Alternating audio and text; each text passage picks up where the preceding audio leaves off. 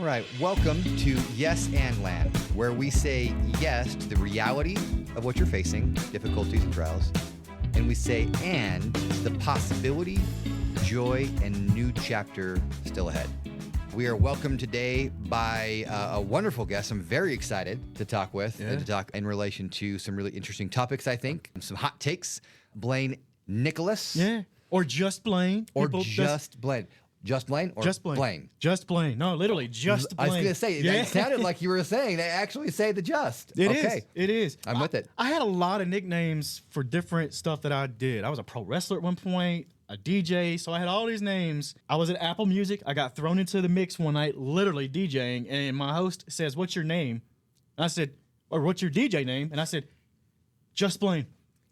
I was ready to shed all the old, nicknames and all that stuff. So, that's what happened. I was Just Blane, and that's So Just Blane. So today we're visiting with Just Blane.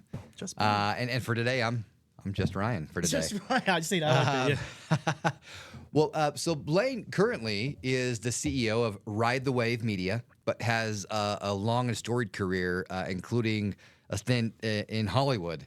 Yeah. And if my notes are correct, over 11,000 shows produced is what I have written down here. Is That's that right? what the internet says. That's they what the say internet I'm says. one of the most prolific creators out there. Not my words, not mine. Not your words. No, but yeah. I mean, look, 11,000. That's I'm gonna say amazing. somehow I have produced over 11,000 shows over iHeart, NBC, Apple, with the biggest names out there. Yeah, unbelievable. Yeah. Well, we are very fortunate to have you today, and we are very excited to have you, and to dive into some topics of leadership. And that's one of the big things we want to talk about today is leadership and stepping into leadership. Yeah.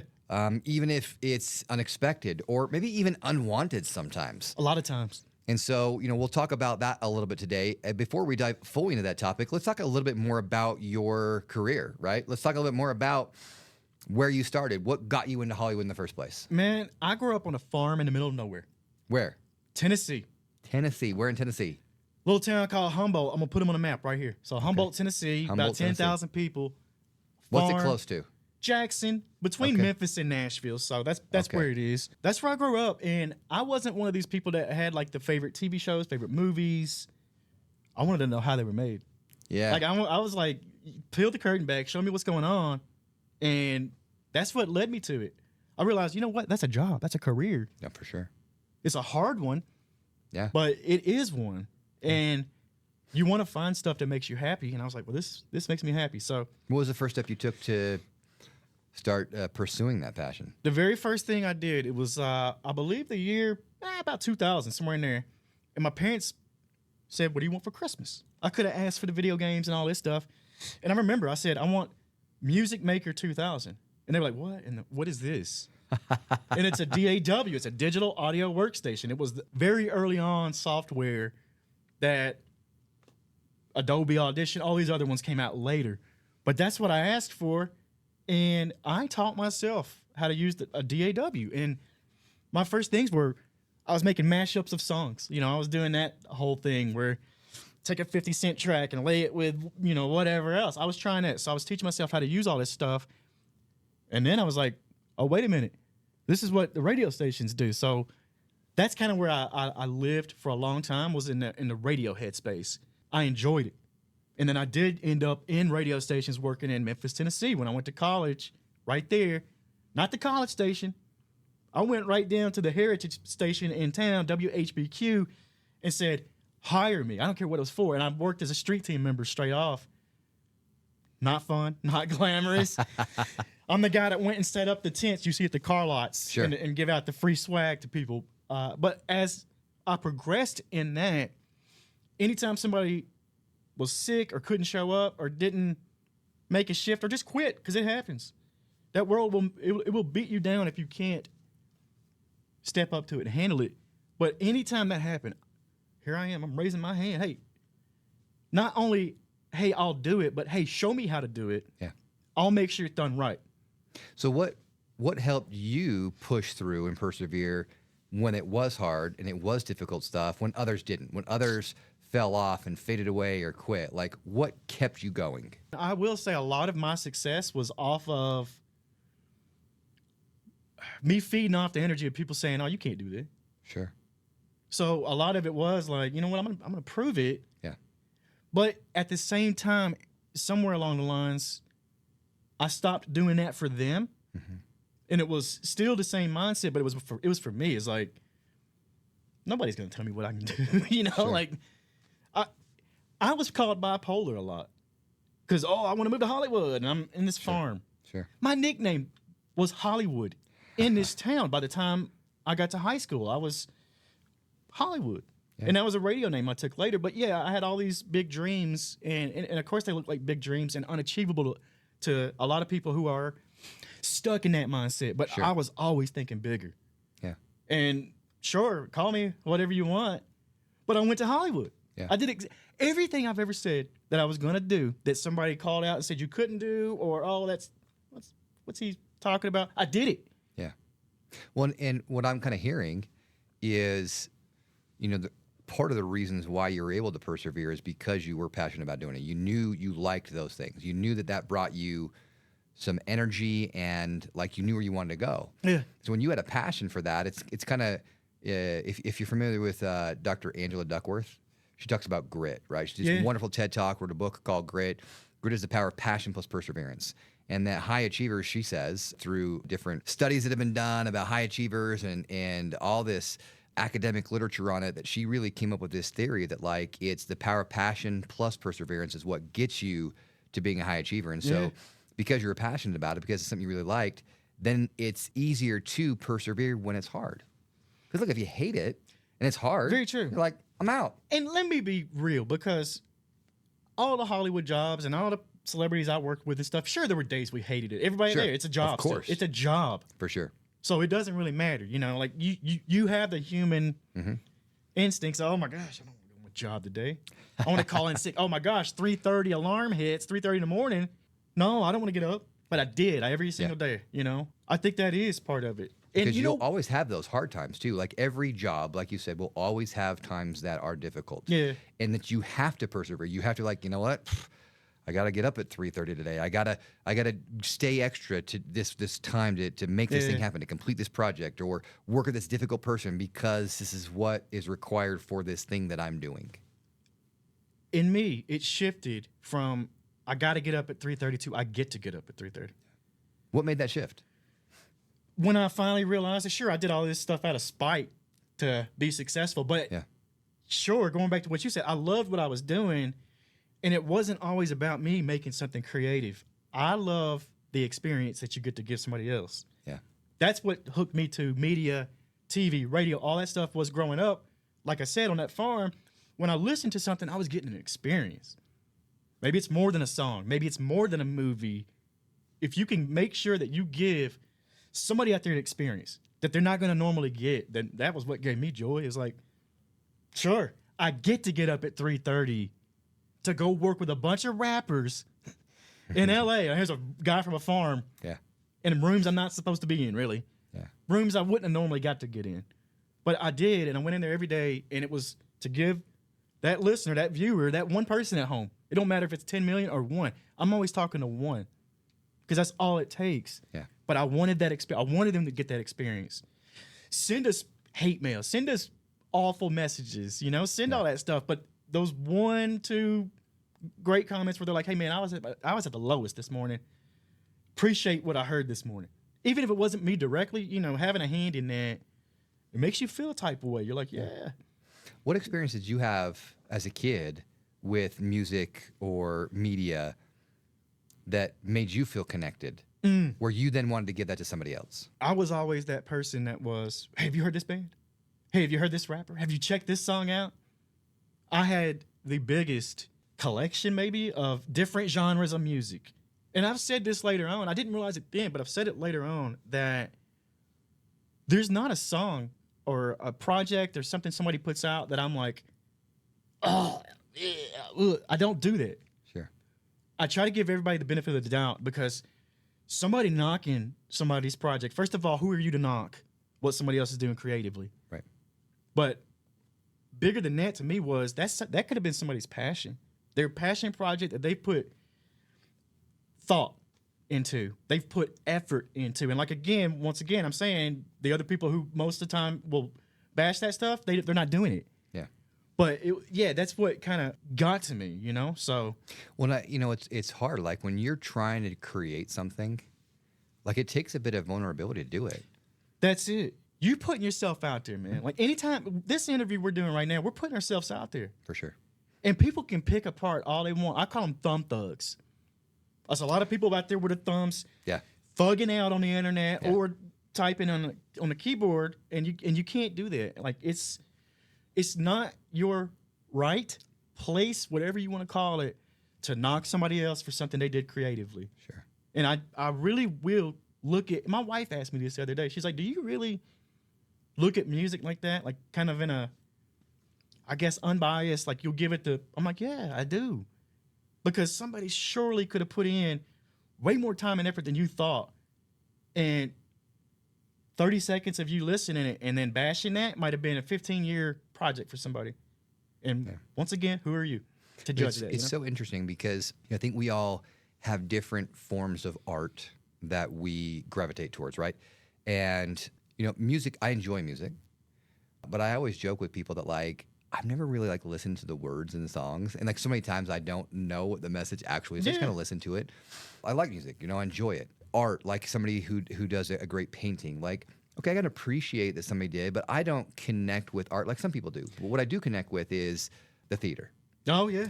That for me, I don't know if it's because I like doing it, I like performing, but theater and theater on Broadway or community theater, I have an appreciation for it where I think it's really interesting as you're saying this. I'm connecting with it because there's some people who hate community theater. It's like, oh, they're no good, right?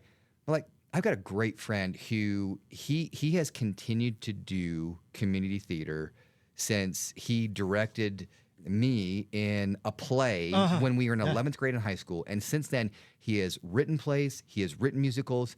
He does them in venues here around Salt Lake County and some other places, and he continues to do it. And I love that he's doing it, and I enjoy seeing what's there. And other people just don't appreciate it. They don't have appreciation for it. But I know, because I know him, the work that he puts into that and the work that the cast puts into it and the sense of community that they create in that cast. Yep. So it's just so interesting you're saying that because I'm starting to understand more about myself now that you said that. What's your favorite play, musical? What's something out there? My all-time favorite is now Hamilton. Yeah. Yeah, I just love it, right? Lin-Manuel Miranda, I think, is a genius. Oh.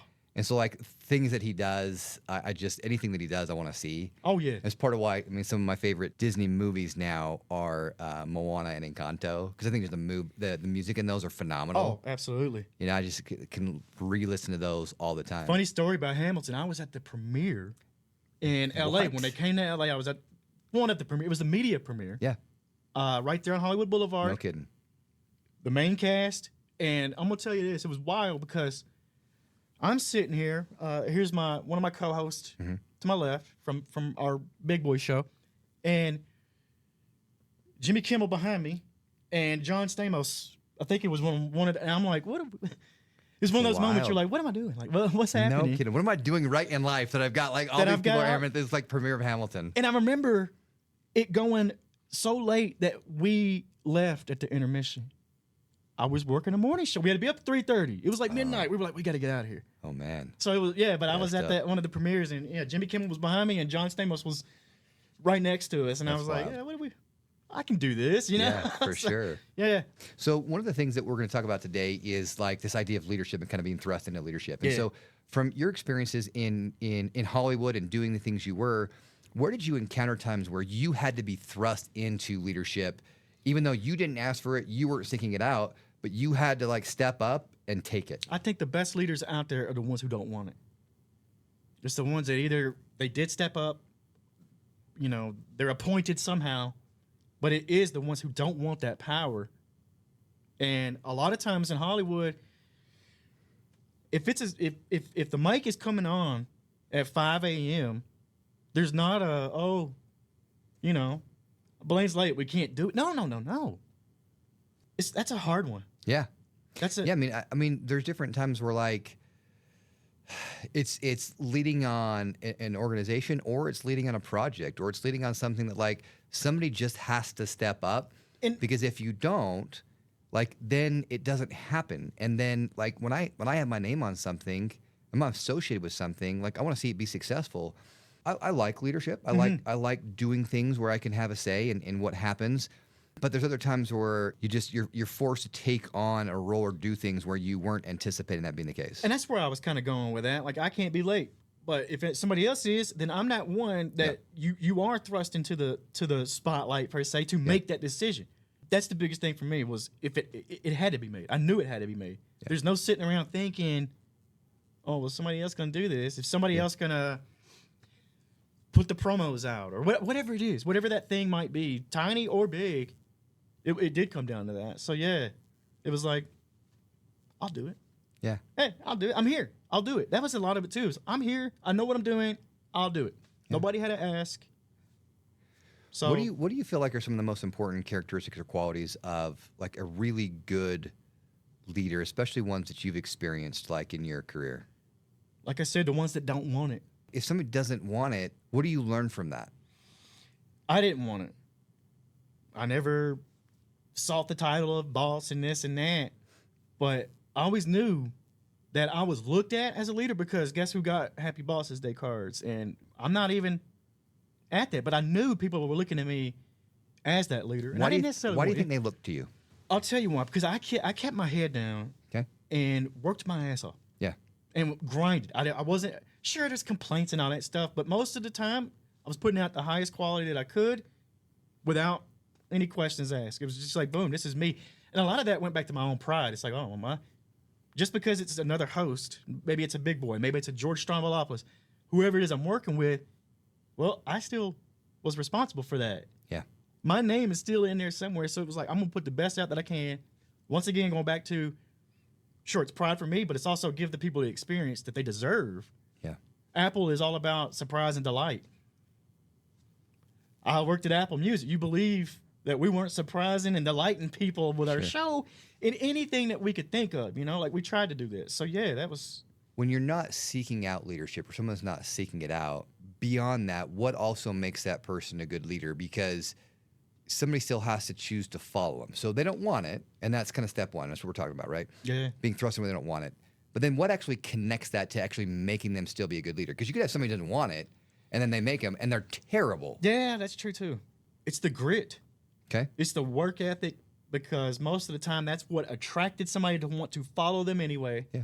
To be like them. Not necessarily in a competitive way, like they're trying to take that position. And a good leader doesn't compete. They collaborate. Yeah.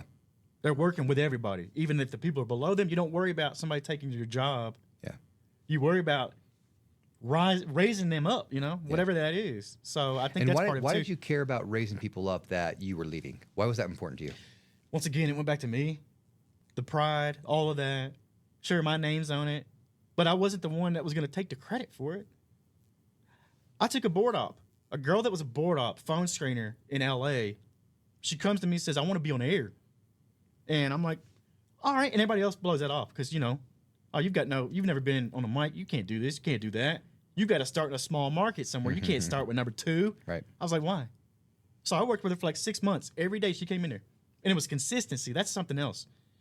If you ask somebody to do something voluntarily, but they are consistent and they will do it and they will bring it to you, that's when I knew I was a leader, because I wasn't necessarily bossing anybody around. It was like, this is what you could do. This is how you could do it.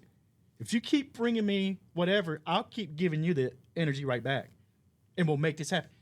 That girl ended up being Big Boy's co-host. No kidding. She didn't have to go to no small market and BME or BFN, whatever, wherever. Yeah. She didn't have to do it. And I always thought that, I was like, that's an old school way of thinking. You don't have to. There's a different way of paying dues now. You don't have to do the same. You don't have to have the same path that everybody else had to get where you're going. Sure. And that's what I looked at her. I was like, I saw talent. I didn't care about no experience, no this. And that's what I do with Ride the Wave Media, too, is I'll take people who have never been in front of a microphone. And I said this yesterday, Bex Nielsen. I took her she's a real estate agent in Salt Lake City. And I took her to a red carpet in Hollywood to host it with me. Not because I couldn't find somebody else, but it was because I knew she could do it. Sure. As nervous as she was, I'm like, you got this. I took another girl. I took Courtney Pearl. she was a nobody. She'll tell you that. I'm not the one saying that. She told me yesterday, she said, I was a nobody and now I'm an influencer. Sure, it's not millions, but influencing anybody as an influencer. Sure. You know, so I like to take the people who I know could do it. And then I got the veterans coming to me too. You know, I got broadcast legends who come to me and ask for advice. And I respect that. It's like, yeah, you could do it this way. You could do it that way. But I don't ever tell anybody directly. I'm not like, oh, you got to do this. Because I don't believe in that. Because that's just from me. Yeah. When I worked at Big Boy, I couldn't be a 30-plus-year-old white male from the farm. Sure. What I had to do was think like my demo. So I was a 25 to 34-year-old female Latina. But you see what I'm saying? You got to put yourself into a different perspective to be able to look at everything, because that content may not have been for me. Sure. There is not one piece of content that's going to touch everybody. Sure. Ever. And make them happy. Definitely true. Yeah. You know, so that's the way I looked at it. It was like, oh, it's not for me, but is it good? Is it good enough? Is it an experience for a 25-year-old to 34-year-old Latina female? Because that was the main demo, you know? The demos shift when we go other places. Yeah. I got to put my mind into that type of person. Whenever I make something, I make an avatar out there of somebody I'm talking to. And I try to do this with everybody. You should do this with your show, Ryan. When you talk to people, make it somebody that you can actually physically see. Sure. But I try to make an avatar of somebody out there. It could be a real person, could not be a real person, but it could be a 25 to 34-year-old Latina female. Or when I go to Apple Music and I produce, it's crazy, the Metallica special with James Hetfield and all these guys, I loved Metallica, but I wasn't the biggest fan, but I knew a guy I went to high school with that was the most huge fan of Metallica ever. Guess who I made that for? Him. Because if I can make it for him and he would like it, covers everybody. You know, it covers Metallica fans, and that's what I looked at. How do you get yourself into that mindset of like finding that perspective? Because I think, there's applications like pretty widespread with that if people would sit down and try to understand the perspective of a completely different demographic than they themselves are, first off, we'd have probably a lot less fighting in this world. But yes. From a business perspective, you could certainly understand your customers better. It's tough. I think, honestly, it goes back to my, and this is going to shock people out there, my education, my college education. How about that? But I did go into a lot of philosophy classes, psychological classes, media classes. I ended up with 2 bachelor degrees, communications and cultural geography. Now, cultural geography is demos. So I love to learn about different people and what they do and how they think, what makes them who they are.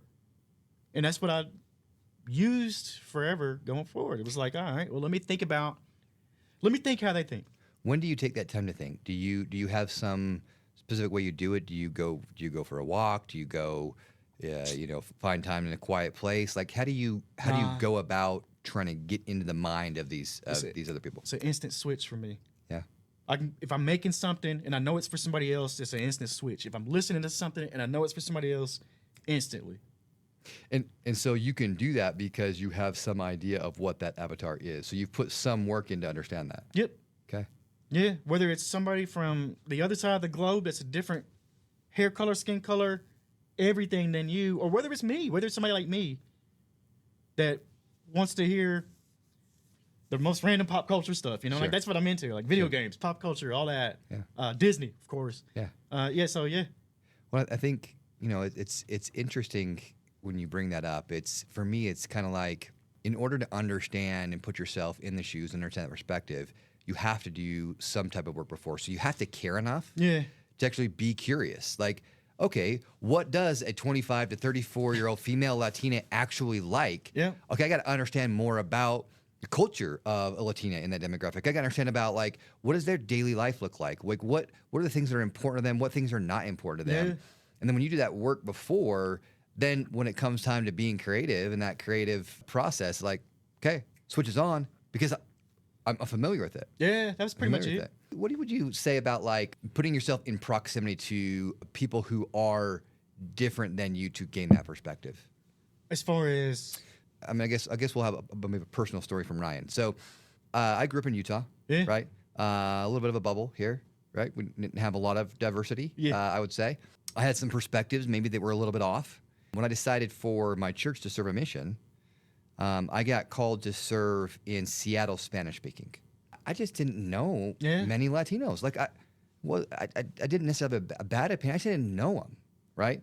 So I go there, and for 2 years, like religious parts aside, like I'm serving people that are from, Central America, mostly some from South America that immigrated up. I gained a love for those people because I was in close proximity to them that I never would have gotten had I not been in close proximity. I never would have understood like what some of these people were sacrificing to go through to come across here, even if it was illegally, right?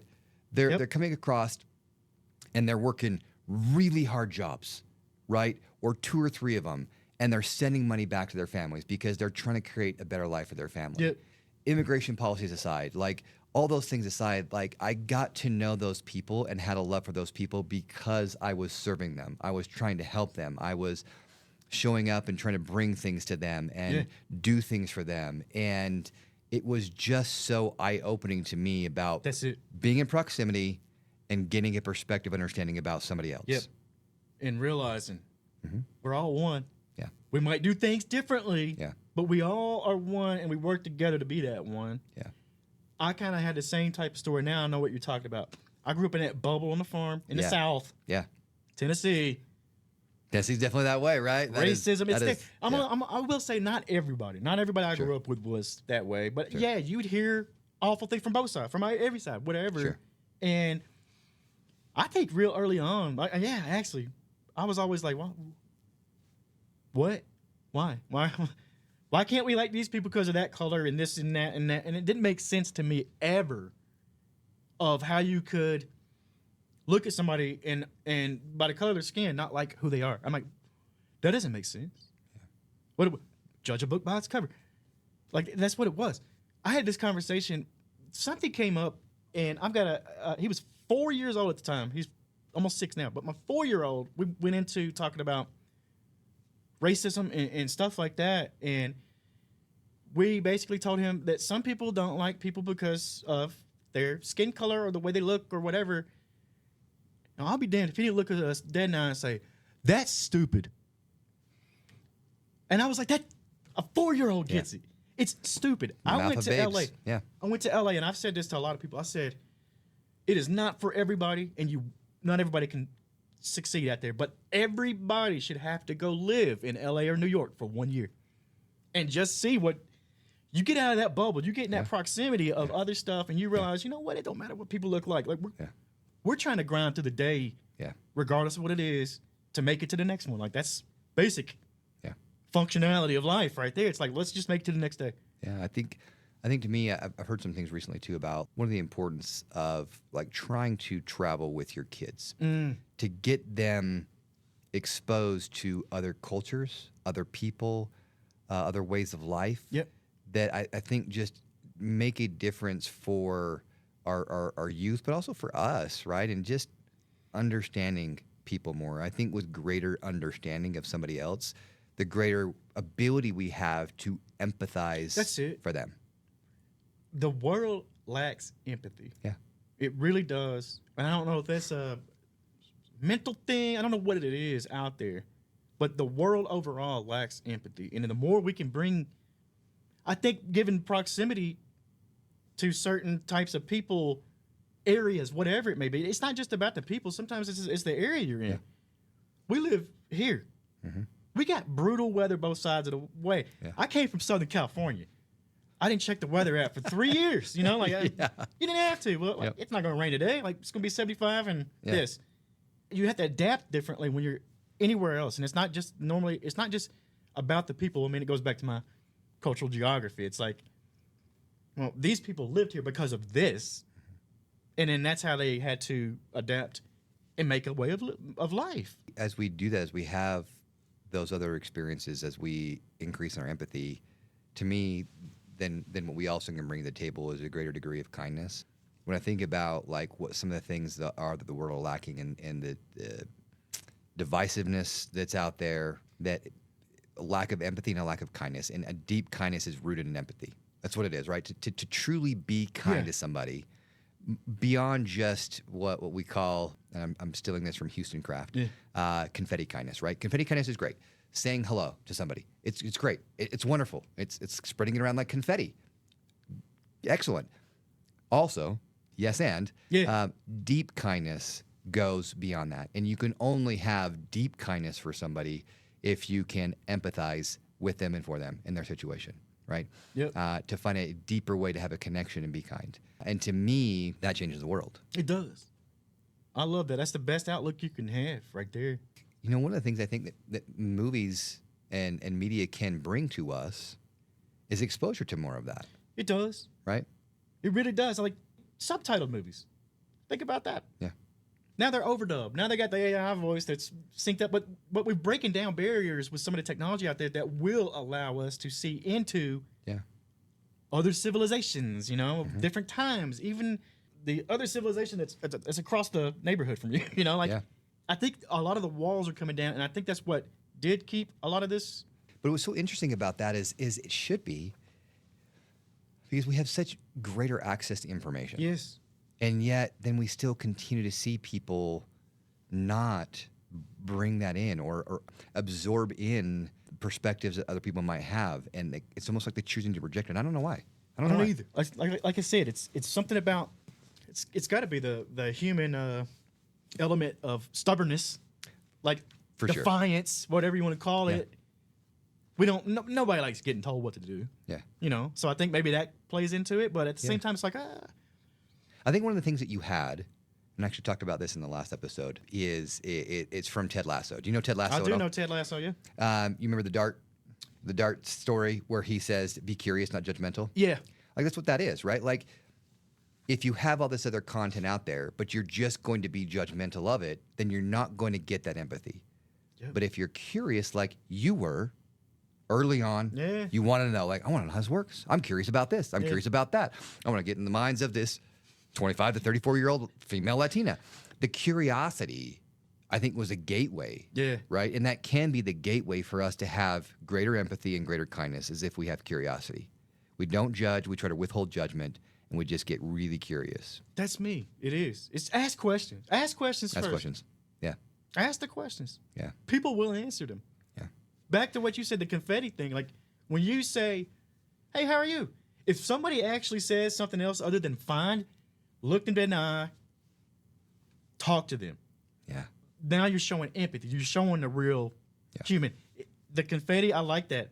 What did you call it? The confetti? Confetti kindness, yeah. Who'd you steal that from? Houston Craft. We'll have to scratch that from the record, but maybe you can trademark that. No, but no, I think it is when you see people do that. Hey, how's your day? I'm serious. If they say something other than fine, they want to talk. Like they want to open up. That's a good point. It's they're giving you a cue. They are.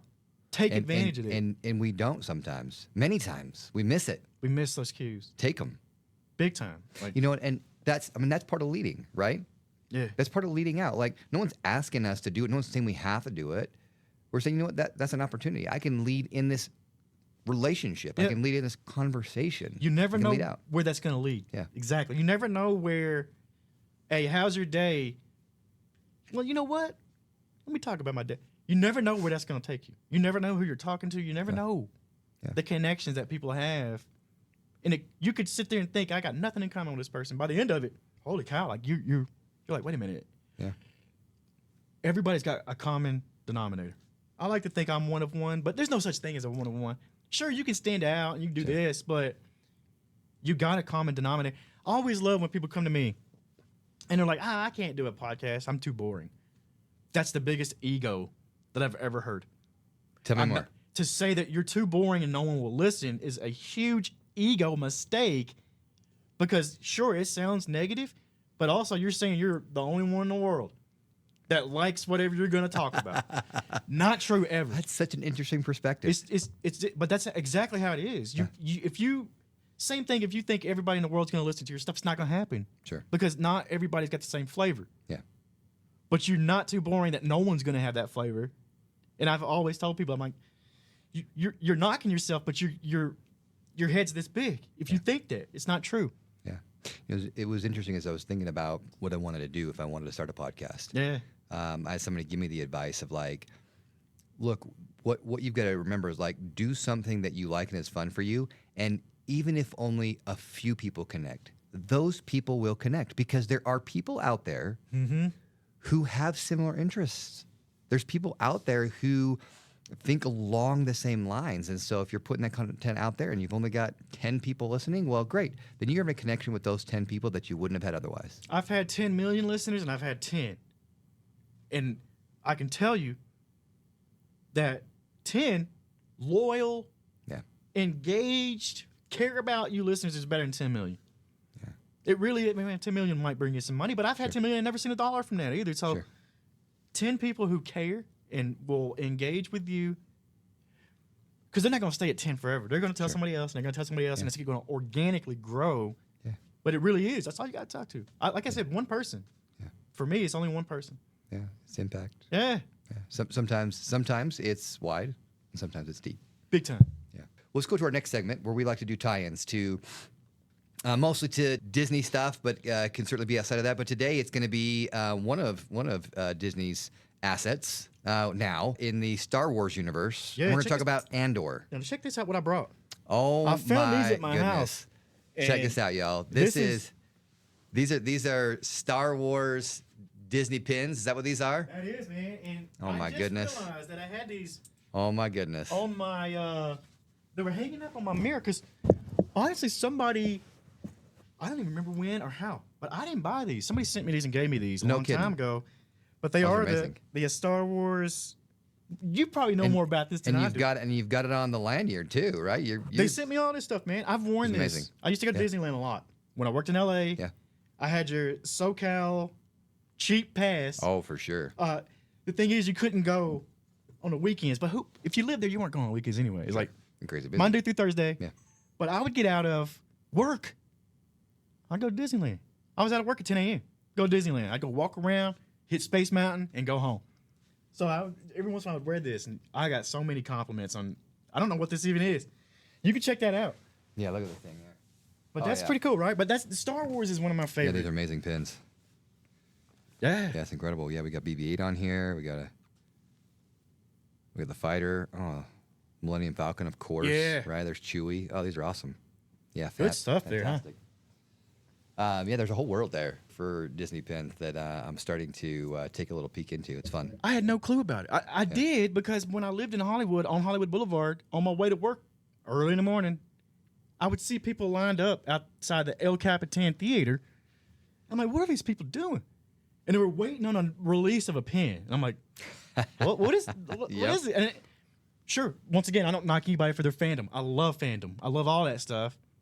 So I thought it was cool. I'm like, these people are out here sleeping outside on the. I mean, you're in Hollywood. It's not like it's. Sure. You just got to move some usual. If it's make sure you're not in somebody else's permanent space if you're going to sleep on a sidewalk. Yeah, there you go. Yeah, because they've got that piece of the sidewalk. Oh yeah, that's theirs. But yeah, I see that all the time. I was like, this is cool. I love this. But yeah, the Star Wars stuff is my favorite.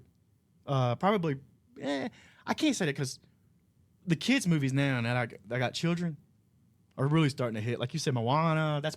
That's a staple in my house. Yeah. Like twice a day, maybe. Yeah, Moana's on. We've watched a lot of Moana. We've watched a lot of Encanto. I'm so glad they put the sequel out because I was like, oh, we just need something new. I was like, I'm ready. Yeah, it's fun. Let's add. Let's make this a 4-hour for sure. replay instead of the. That's awesome. Yeah. With Andor, let's talk about as it relates to this idea of leadership and having to step in when it's not something you were seeking, it's not something you wanted, and specifically as it relates to the main character. Kind of take me through that. Yeah, well, Cassian Andor. I mean, the whole arc with him, he goes from hide your wallet to hold my beer. Like, he's out for himself. That's all it is. It's. I'm trying to get, like I said earlier, trying to get through the day, trying to get to the next one. Yeah. I'll take a payment for this, doing my solo projects. But by the end of it, I mean, there's no spoilers here. he gets the schematics to the Death Star. So Yeah. he comes together with a group of people and save the world, save the galaxy, I guess. Like, Yeah. but that's what it was, and it was like he had to do it. He had to step up into this leadership role because nobody else was going to. Yeah. Nobody told him. Nobody gave him a lightsaber and was like, "Here you go, Cassian. You're the leader now." No. He went through the grime and the muck, and just started getting looked at as that leader. You know. Well, I think it's one of the interesting things about Andor is we're in a mostly, if I'm not mistaken, a mostly like Jedi-free world here, right? Like he does not have Jedi powers. Like he doesn't have the Force. Like it absolutely does not. And yet, even without that, even without this special thing that helps all the people that have it, right, Yeah. to set them above and beyond, he still finds a way to step in and make this huge impact, right? And like you said, from a guy that, I mean, he was a thief, right? He was not a great guy, and finds a way to like step into this different role. What do you think it was that changed that for him?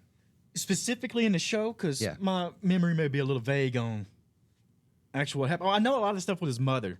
Yeah, Was like that was the end all be all. I was like, all right, well, I gotta step up here. Like something. It's not about just me anymore. Yeah. And then I think that started, spreading to others, and he starts realizing, hey, there's people looking up to me for this stuff. Mm-hmm. So once again, he didn't necessarily want that leadership role, but he was thrust into it. He was. And he grabbed it by the horns, like. Yeah, and I think that there's in season 1, I believe there was this scene or this portion where he's fulfilling this contract and he's getting paid, and he's given this basically manifesto, so to speak, for the rebels, right? Yeah.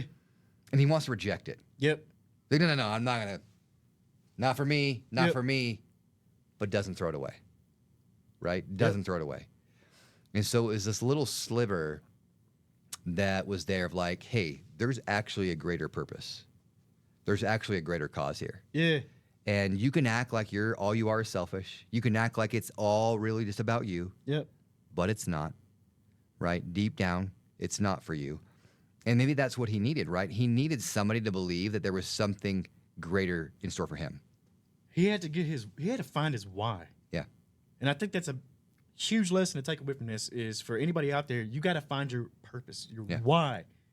What drags you out of bed in the morning? What makes you say, I got to get up at 3:32. I get to get up at 3:30. Mm-hmm. And I think that's what it is. I think that's what happened to him. Like, yeah, the arc of his character definitely went from that, like, selfish and then world saver, like galaxy saver, even bigger than that. And I love that it can just come from anybody, He was an unlikely leader. Totally you look at that unlikely. from the beginning.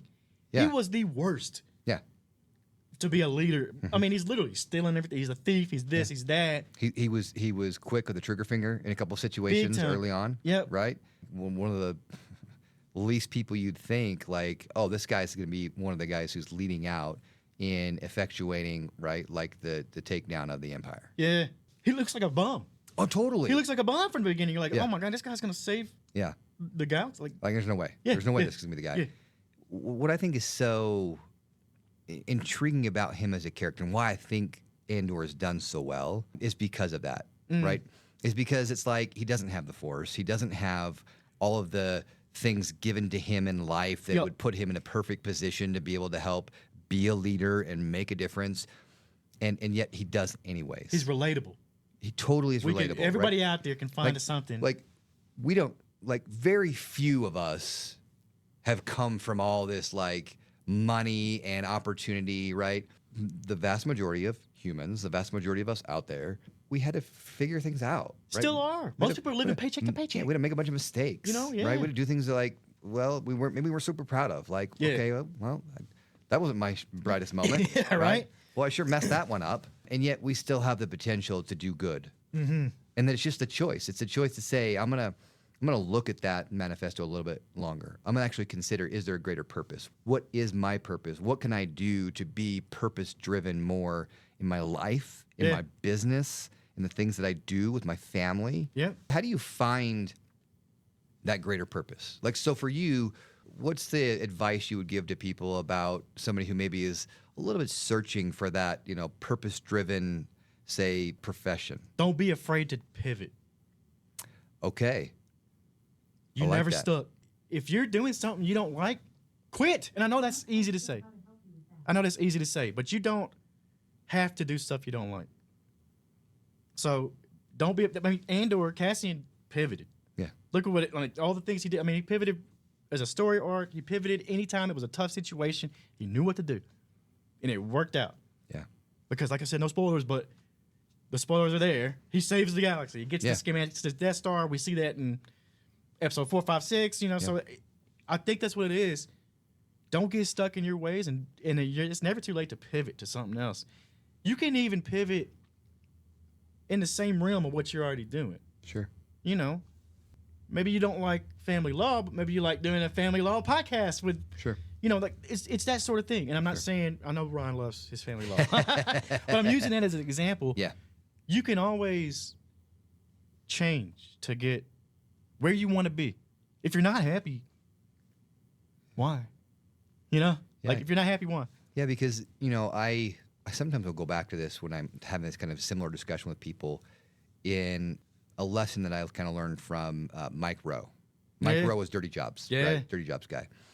And I remember listening to an interview with him one time where they were saying, like, hey, look, you're going and doing these jobs with people who are doing, like, the most disgusting jobs you'll ever want to encounter, and yet they're happy. How is that possible in a world that tells us, like, well, you just have to follow the things that are your passion? Well, is somebody really passionate about scooping poop?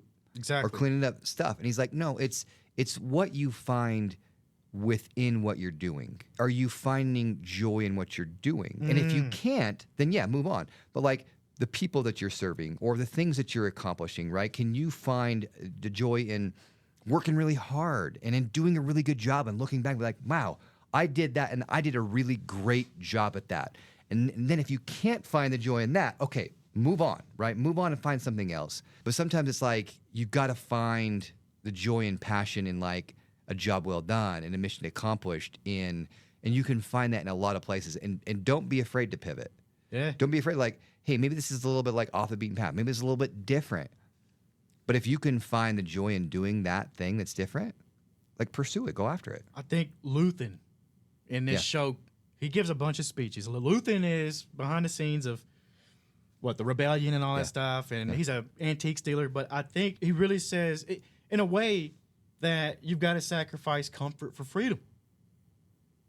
And I think that's what it is exactly what you're saying. You got to, sometimes, if you're comfortable in whatever you're doing, sometimes you got to get rid of that, and you'll get a whole lot more freedom. Yeah. But I think he was the best character for that in Andor to represent that thought of, you can't always be comfortable. I'm not comfortable. If you get comfortable, you're falling behind, I think. Yeah. I mean, if you want to do something meaningful, if you want to do something with impact, that doesn't lie in comfort. No. Right? People don't make a difference in other people's lives by just doing the thing that's comfortable. We said it. You got to be vulnerable. Like we said that early on in this episode. When you do stuff like this, we are vulnerable right now. Yeah. It's not comfortable. But we hope somebody out there hears it and it makes a difference, a change. I think it's a lot of what holds people back. Yeah. Is they're okay working their 9 to 5 at a job they hate. I'm not saying there's anything wrong with a 9 to 5. Because once again, you can love what you're doing. Not necessarily love being a trash man, but you can love having a steady job or whatever it is, whatever it may be. Yeah. But you got to find that to keep you going and not let it eat you. Yeah, to me, sometimes too, it's just the people you work with, right? Like, you could be a trash man, and if you've got a terrible boss, it's horrible. But what if you got a really great boss? What if you got some really great coworkers that are like, those relationships are really fulfilling? Andor was great about that. Cassian was great about that. He went from this solo lone wolf to, and this goes to real life, to any business. You want to build a team that's a ride or die. Yeah. And when you're saving the galaxy, it really was ride or die. But I think that's the same correlation to real life. Like, you want to find them people around you who will go to war for you, per se. You know, like not in a bad way, but I'm saying they'll do anything for you. They'll get in the trenches. Yeah. And people will get in the trenches for me because I'll get in the trenches too. Like I don't. Yeah. I'm not too big for anything, and I don't think anybody should be. I think people know that about you because I think it's really easy for somebody to say, as a leader, hey, I'll get in the trenches with you. But will they actually? Does somebody actually believe that they will? Because if they don't, it's not going to make a difference. Yeah. They've got to believe that person's being genuine. And that honestly, that comes back to like the empathy and caring about the person. If you care enough about them to know who they are, to know who their kids are, to know things that are going on in their life, then when you say, I'm going to get down in the trenches with you, they're like, Blane is going to. Yeah. And they'll give you more. Yeah. I've seen that. And it's not a nefarious way to get people to do what you want, but literally, if you just do it, you will get people to follow you. If you do it at the best of your ability, yeah, you'll see people coming in. You'll get that. All them jobs in Hollywood I talked about, guess what? I never applied to one of those. It was because somebody saw me working and said, hey, this guy needs to get big boy. The whole big boy thing, for me, literally came from a call, and I was told, oh my God, hey, big boy's about to call you.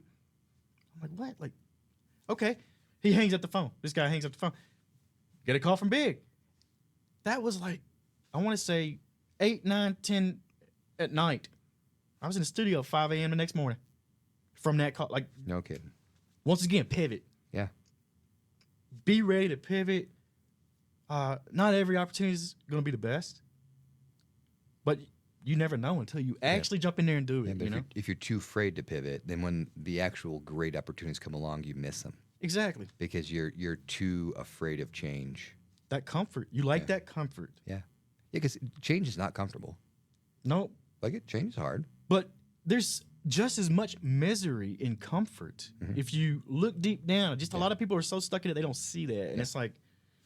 Yeah, that's exactly right. Yeah. And that's the type of people that push that energy off onto other people, and you could see it, and you're like, you can get around people, and you're like, oh, the aura around this person is, something's off. Yeah. Something's not genuine. Something's off. They're not happy. It's not for us to necessarily make them happy. That's not it either. There's a difference but you can invite them. That's it. There's a difference in being there for people or trying to force them to feel a certain way. You can't do that to people. No. Because then, once again, you're projecting yourself onto them. Yeah. That's how you want to feel. No. Not everybody's the same flavor, once again, Yeah. Yeah. So, sure. Love it. Okay, so let's move to our this or that segment. Yeah. Okay. So I'm going to give you two things, and you tell me if it's this or that. You tell me what your opinion is, right? All right. Hopefully controversial. Yeah. And you may have to justify some of your responses, but here we go. All right. Episode 4 or episode 5? 5. 5. Okay.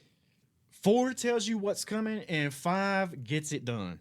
That's to me. It's like, all right, we got the calm before the storm in 4. Yeah. It's awesome. Don't get me wrong. Yeah. I mean, if you think about it, when the movie came out, and that's the only Star Wars you have, it's the greatest movie ever made. Sure. Until episode 5 comes. And I think Empire that's what it was. Strikes Back is phenomenal. It is. So good. It is. So many iconic moments that we have seen now become even more iconic moments because of all the twists and turns that we've gotten written into different storylines for Andor, Rogue One. I love it because you've got this series that came from one movie, and now you can put on if you tried to put on a chronological rewatch of everything, it would be the most insane thing ever because you'd be watching episode, 5 or whatever, and Boba Fett would be seen. Yep. And then you'd have to stop that episode, and you'd have to put the Boba Fett series on to find it. And I'm like, this is wild how they're stitching together a complete galaxy. Like, they really are. For sure. I don't think they've had too many missteps either. Yeah. I know it's kind of, right now it's a little slow. But for me, Solo was very mediocre, that movie. It didn't land for me at all. It's hard to have somebody else be Harrison Ford.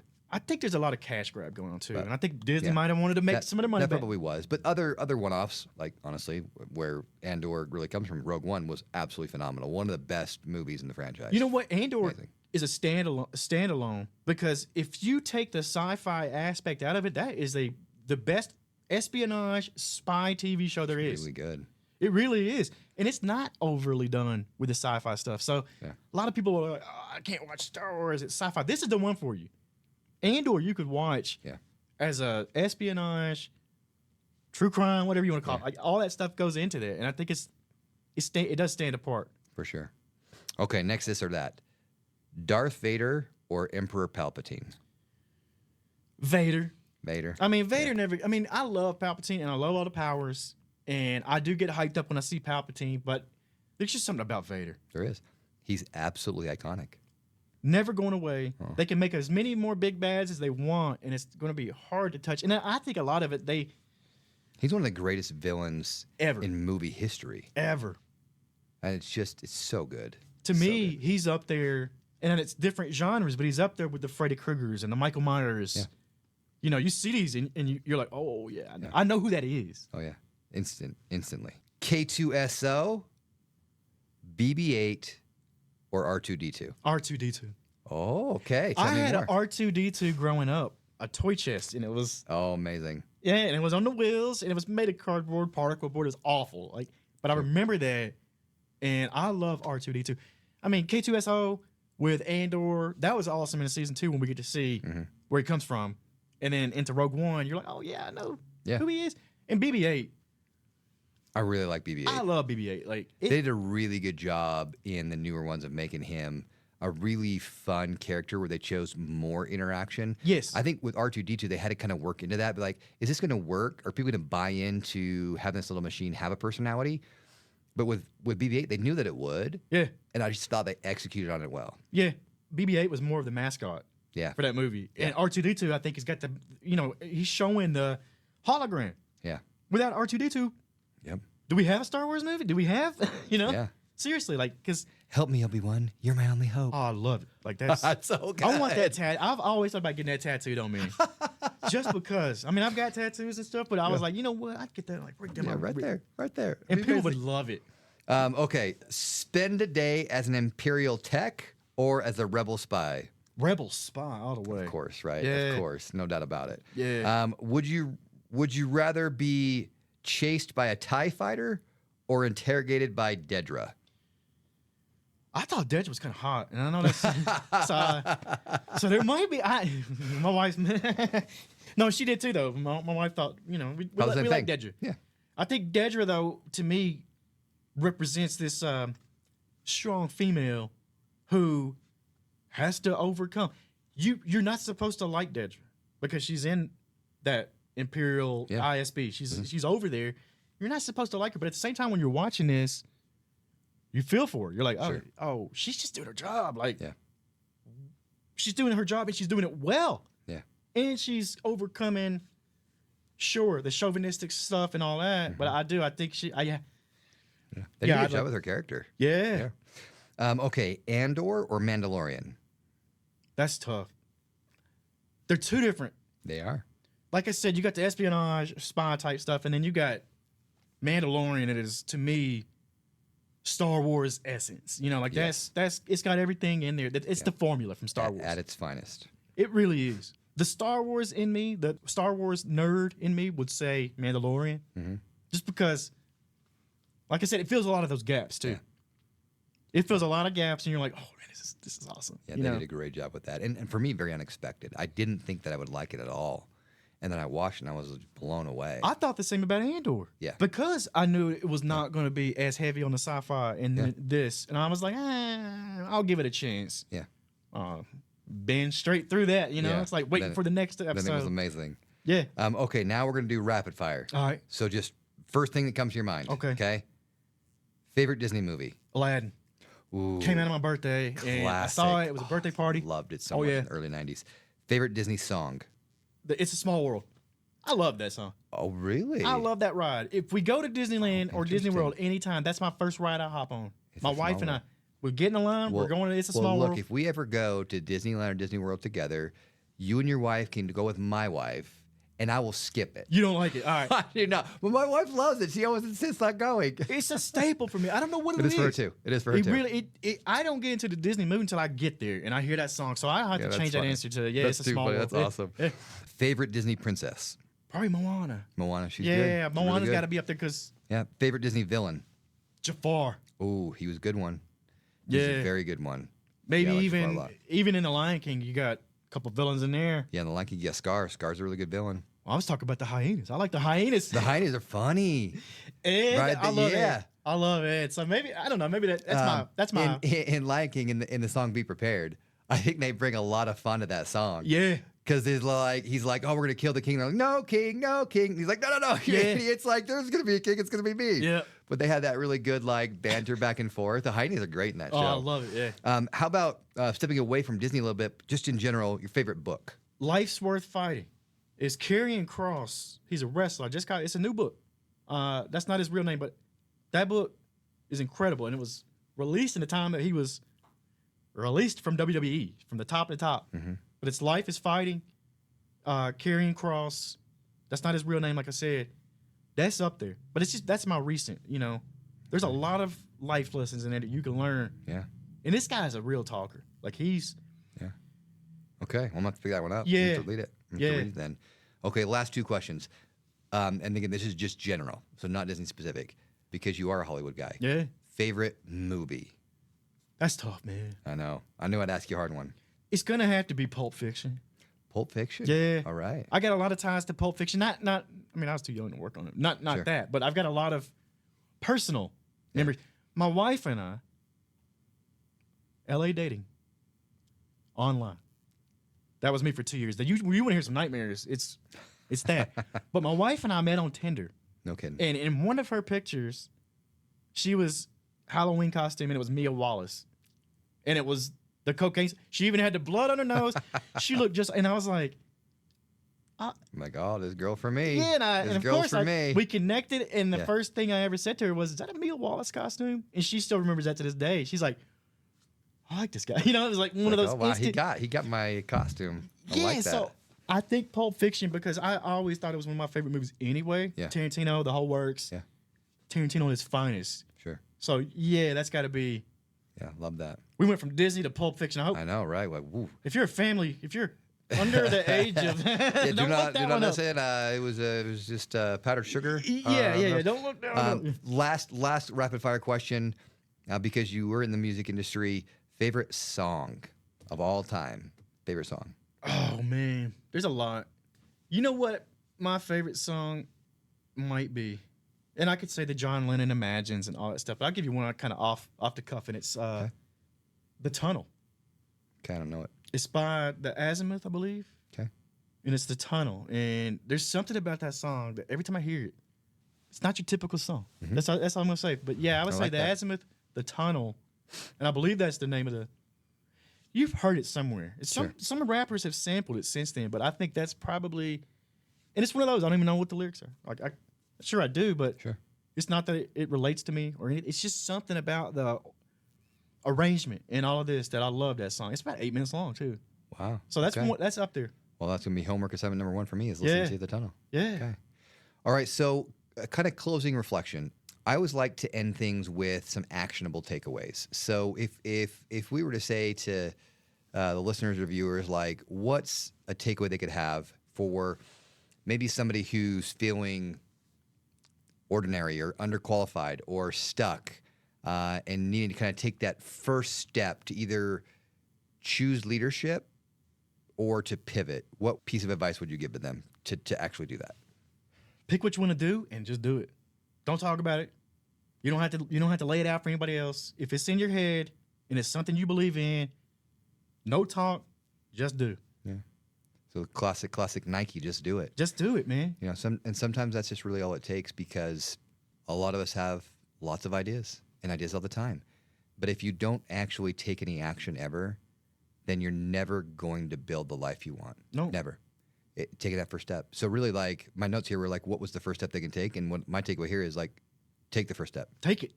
Like, just take that Do step. it. I think it's great advice. If you're making content, put it out. Yeah. It's never going to be perfect. Yeah. It's never going to be your version of perfect or anybody else's. Stop sitting and stop waiting and put it out. What's the worst that happens? Yeah. Somebody hates it. Oh, You're like, I love when I get hate comments because even those you still know you're doing something that's making an impact. It's a difference of some sort. yeah, for sure. So yeah, just put it out there. Just do it. Okay, just do it. Take that first step. Thanks, Blane, so much for hanging out with us today, for chatting with us. Loved hearing some of your stories about Hollywood and different things you've experienced. Your ability to kind of take a perspective from people to try to understand them, put yourself in their shoes, in their minds. I think that really does bring a greater degree of empathy that we can bring to the table, greater kindness that this world needs a lot more of. So I really appreciate you being with us. Thank you for joining us for Yes and Land, where we try to honor the real story and experiences that you have in your life, and then hopefully invite you into that next chapter to fill it with possibility, hope, and connection. Thanks.